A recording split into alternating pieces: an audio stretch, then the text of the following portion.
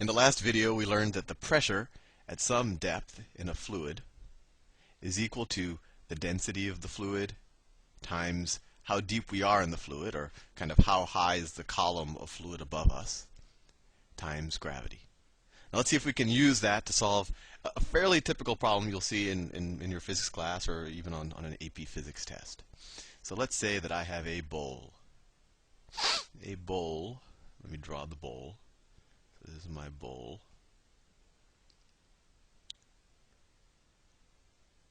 A bowl. And in that bowl, I have mercury. And then I also have this kind of inverted test tube that I stick in the middle of this is the side view of the bowl, and I'll draw everything shortly. Let's say my test tube looks something like this. So the test tube that I put in the bowl is something like this.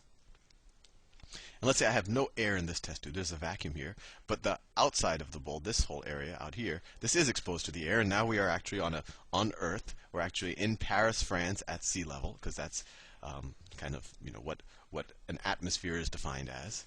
So the atmospheric pressure. So essentially, the way you could think about it, the weight of all of the air above us is pushing down on the surface of this bowl at 1 atmosphere. An atmosphere is just the pressure of all of the air above you and at sea level in Paris, France. And in the bowl, I have mercury. And I don't know, mercury is like a silverish color. So I'll draw it as silver. So I have mercury. Mercury, it's flat. I know I'm not drawing it completely flat. Whoops. This is mercury. I want to do it so that I can actually use the fill tool, maybe. I have to just make sure it has no holes in it. I think I got rid of all the holes. Okay, let me see. Let me try to use my fill tool. There you go. And let's say that mercury, there's no air in here. It actually is going to go up this column a little bit, and we're going to do the math as far as, well, one, we'll see why it's going up, and then we'll do the math to figure out how high up does it go. So say the mercury goes up some distance. Right, this is all still mercury. This is all still mercury. And this is actually how a barometer works. This is something that measures pressure. So you can imagine, and over here, at this part, above the mercury, but still within our little test tube, we have a vacuum. There is no air. Vacuum, one of my favorite words because it has 2 U's in a row. Anyway.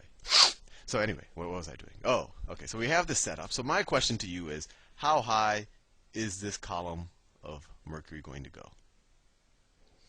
How high is this column of mercury going to go? And first of all, let's just have the intuition as to why this thing is going up to begin with. So we have all this pressure from all of the air above us. And I know it's a little unintuitive for us because we're used to all of that pressure on our shoulders all of the time, so we don't really imagine it, but there is literally the weight of the atmosphere above us, and so that's going to be pushing down on the surface of the mercury on the outside of the test tube. And essentially, since there's no pressure here, the mercury is going to go upwards here. But now this state that I've drawn is a static state. We've assumed that all the motion has stopped, etc., etc., etc. So let's try to solve this problem. Oh, and a couple of things we have to know before we do this problem. It's mercury, and we know that the mercury, the specific gravity, and I'm using terminology because a lot of these problems, the hardest part is the terminology. The specific gravity of mercury is 13.6. That's often a daunting statement on a test when you know how to do all the math and all of a sudden you know what is specific gravity. All specific gravity is the ratio of how dense that object is, that substance, to water. So all that means is that mercury is 13.6 times as dense as water. Right? And hopefully after the last video, because I told you to, you should have memorized the density of water, is 1,000 kilograms per meters cubed. So the density of mercury, let's write that down, density, and that's the rho, or a little p, depending on how you want to view it, of mercury is going to be equal to 13.6 times the density of water. So times 1,000 kilograms per meter cubed. Okay, so let's go back to the problem. So what we want to know is how high this column of mercury is. So we know that the pressure, let's consider this point right here. Let's consider this point right here, which is essentially the base of this column of mercury. What we're saying is the pressure on the base of this column of mercury right here, the pressure at this point down, pressure down has to be the same thing as the pressure up, right? Because the mercury isn't moving, we're in a static state. And we learned several videos ago that the pressure in is equal to the pressure out on a liquid system. So essentially, I have 1 atmosphere pushing down here on the outside of the surface. I must have 1 atmosphere pushing up here. So the pressure pushing up at this point right here. We could imagine that we have that aluminum foil there again, just to imagine that, where the pressure is hitting. The pressure there is 1 atmosphere. So the pressure down right here must be 1 atmosphere. And what's creating the pressure down right there? Well, it's essentially this column of water, or it's this formula, which we learned in the last video. So what we now know is that the density of the mercury times the height of the column of water times the acceleration of gravity on Earth, which is where we are, has to equal 1 atmosphere, because it has to offset the atmosphere that's pushing on the outside and pushing up here. So let's see. The density of mercury is this, 13.6 thousand, so 13,600 kilogram meters per meter cubed. That's the density, times the height. We don't know what the height is. That's going to be in meters. Times the acceleration of gravity, 9.8 meters per second squared, is going to be equal to 1 atmosphere. And now you're saying, Sal, this is strange. I've never seen this atmosphere before. We've talked a lot about it. But how does an atmosphere relate to pascals or newtons and all of that stuff?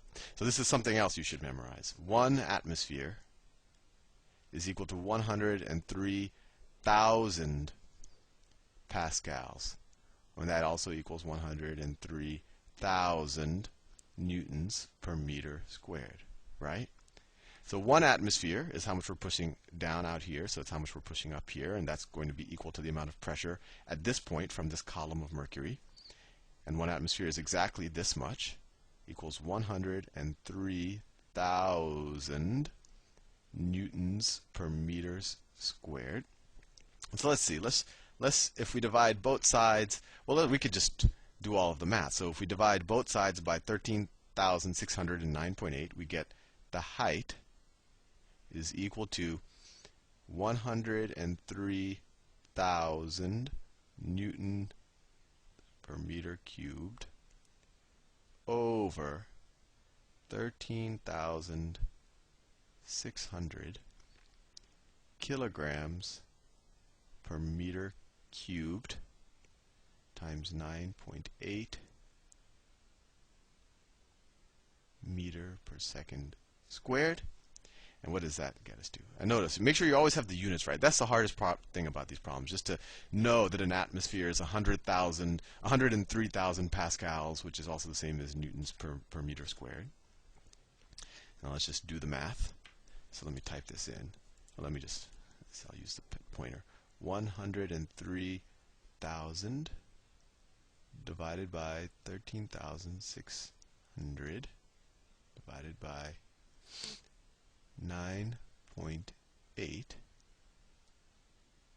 equals 0.77.